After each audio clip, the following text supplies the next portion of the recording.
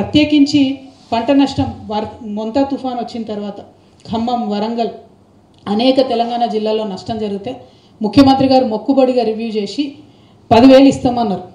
ఇంతవరకు అన్ని చోట్లకైతే రాలే. అదేవిధంగా పత్తి తడిచిపోయింది ఘోరంగా. సీసీ అయితే ఇంతవరకు కొంటలేదు. పైగా కొత్త కొత్త నిబంధనలు. రోజు 7 క్వింటాలే కొంటాం ఎకరానికి అని ఒక నిబంధన. తేమ శాతం 12 లోపల ఉండాలని. ఇంత వాన పడ్డాక 12% లోపల ఎట్లుంటుంది తేమ శాతం? క్వశ్చనే లేదు. నిన్న నర్సంపేట పోతే అక్కడ పత్తి రైతులంతా కూడా తీవ్రమైన బాధలో ఉన్నారు. దయచేసి ఈ అంశాలపైన ప్రభుత్వం సీరియస్గా దృష్టి పెట్టాలని చెప్పి నేను కోరుతా ఉన్నా. అయితే ఈ పంట నష్టం చూద్దామని చెప్పి మేము వర్ధన్నపేట టేకులగూడెం పోతే అక్కడ కాంగ్రెస్ నాయకులు వచ్చి రైతులను బెదిరిస్తారట. మీరు జాగృతుల్లో వస్తే మీరు వాళ్ళకి పంట నష్టం సంగతి చూపిస్తే మీకు పంట నష్టం ఇప్పుడు రాసినామా తీసేస్తామంటారట. ఏం మీ అయ్య జాగిరా తీసేయడానికి? ఎట్లా తీసేస్తారు? మీరు బెదిరిస్తే భయపట్టోళ్ళు ఎవరైనా ఉన్నారా అనుకుంటున్నారా? ఇప్పటికే కనీసం ప్రతి ఒక్క పొలాన్ని చూసి రాసుకుంటలేరని చెప్పి నెత్తినోరు మొత్తుకుంటున్నారు. అగ్రికల్చర్ ఎక్స్టెన్షన్ ఆఫీసర్లను పెట్టుకున్నది ఎందుకోసం? 5,000 ఎకరాలకు ఒక ఆఫీసర్ ఉంటే ఇటువంటి విపత్తులు వచ్చినప్పుడు రైతులకు లాభం జరుగుతుందని పెట్టుకున్నాం. ఇవాళ వాళ్ళు పని చేయకుండా ఎమ్మెల్యేలు బెదిరించడం ఏంది? ఇది కరెక్టా? వరంగల్ లాంటి జిల్లాలో మనం చూస్తూ ఊరుకోవచ్చా? దయచేసి ఆలోచించాలి. బరాబర్ చూస్తాం అవసరమైతే పంటలు పోయి. మీరు ఇవ్వాల్సిందే పంట నష్టం. అదేవిధంగా ఇక మన వరంగల్ ఈస్ట్ వెస్ట్ సంగతి మీకు తెలిసిందే. నిన్నగాక మొన్న వరదలు వచ్చినాయి. చాలా దారుణమైన పరిస్థితి. మేము కూడా పోయి చూసి వచ్చినాం. అక్కడ ముఖ్యమంత్రి గారు వచ్చిపోయి కూడా 15 రోజులైంది. ఇంతవరకు ₹1 అంటే ₹1 కూడా ఇవ్వలేదు. ఇవ్వాలి వెంటనే పంట నష్టం అది వరద ముంపు బాధితులకు అని చెప్పి నేను డిమాండ్ చేస్తూ ఉన్నా. మరి వరద ఎందుకు వచ్చిందని చెప్పి బాగా లోతుగా ఆలోచన చేస్తే వరంగల్ని స్మార్ట్ సిటీ చేయాలనుకున్నాం. తెలంగాణ రాగానే 900 కోట్ల రూపాయలు వచ్చినాయి 10 ఏళ్లలో. అది 2 ఎమ్మెల్యేలు చెప్పుకున్నారు వరంగల్ ఈస్ట్ వెస్ట్ వాళ్ళు. అది మీ అందరికి కూడా తెలుసు. అయితే 200 కోట్లు భద్రకాళి చెరువులో పోసి అభివృద్ధి చేసినామని పాత ప్రభుత్వం చెప్పింది.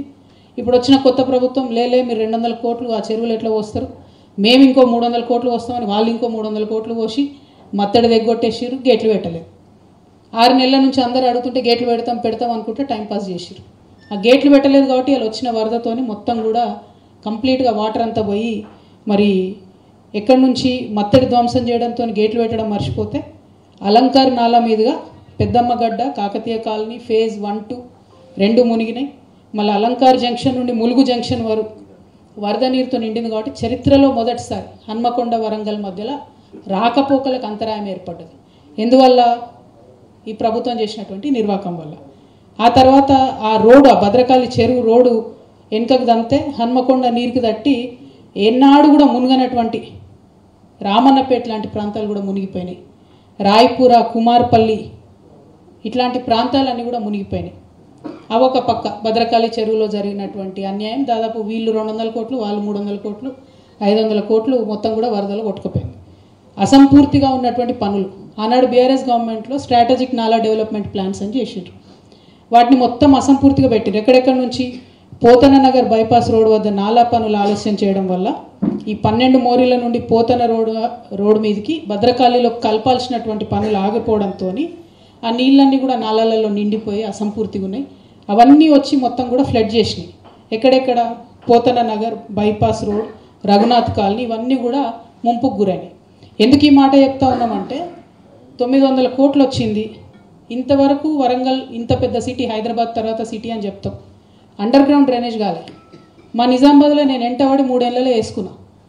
మొక్కినం ప్రజలకు ఇబ్బంది అవుతుంది మీకు, ఒక 3 ఏళ్ళు మేము రోడ్లు తవ్వుతుంటాం కానీ పైపులు వేసుకుంటే ఇంకా 50 ఏళ్ళు నిజామాబాద్ బాగుంటుందని చెప్పి లిటరల్లీ మొక్కి 3 ఏళ్లలో కంప్లీట్ చేసి ఆ తర్వాత 2 ఏళ్లలో రోడ్లు వేసుకున్నాం. మరి ఇక్కడ ఎందుకు వేసుకుంటలేరు? మా నిజామాబాద్ కన్నా 3 ఇంతలు ఉంటుంది మీ పాపులేషన్. ఇక్కడ ఎందుకు వేసుకోలేదు అండర్ గ్రౌండ్ డ్రైనేజ్? పోనీ వాళ్ళు వేయలేదు. అప్పుడు బస్ స్టాండ్ దా విడిచిపెట్టారు. వరంగల్ బస్ స్టాండ్ 70 కోట్లు. నేను 25 కోట్లు అడిగి తీయలే మాకు బస్ స్టాండ్కి నిజామాబాద్కి. 70 కోట్లు పెట్టి బస్ స్టాండ్ ఇస్తే మొత్తం దవ్వీరు 30 ప్లాట్ఫామ్లు కడతామన్నారు. ఇప్పుడైతే షెడ్ వేసి కూర్చోబెట్టిరాడ. చాలా దారుణంగా ఉంది పరిస్థితి. అదేవిధంగా నా రిక్వెస్ట్ ఏంటంటే వీళ్ళు చేసిరా వాళ్ళు చేసిరా అన్నది కాదు. డంపింగ్ యార్డ్ కానీ అండర్ గ్రౌండ్ డ్రైనేజ్ కానీ ఇవన్నీ లేవు.